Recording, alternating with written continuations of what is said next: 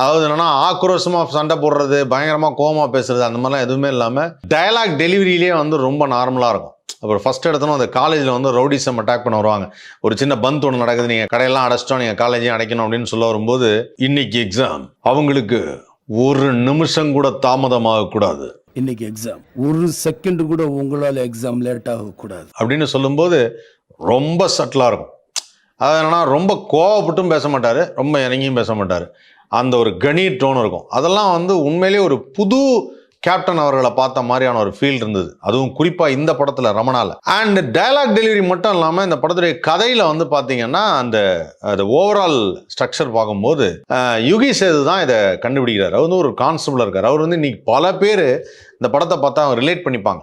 அதாவது எப்படின்னா அவங்க ஹையர் அஃபிஷியல்லாம் முன்னாடி உட்காந்துருப்பாங்க.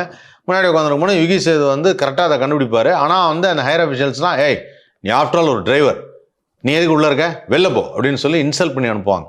இது வந்து பல வேலை பார்க்குற இடத்துல வந்து நிறைய பேர் ஃபீல் பண்ண ஒரு விஷயம். நமக்கு டேலண்ட் இருக்கு, ஆனால் நம்மளுடைய கேடரை வச்சு நம்மளை மதிப்பிடுறாங்க அப்படின்னு சொல்லி. அதில் இந்த யுகி சேதோட கேரக்டர் வந்து ரொம்ப பிரமாதமாக இருக்கும். அவருடைய dialogue delivery, way of dialogue telling இருக்குல்ல, அது ரொம்ப பார்க்குறது ரொம்ப இன்ட்ரெஸ்டிங்காக இருக்கும்.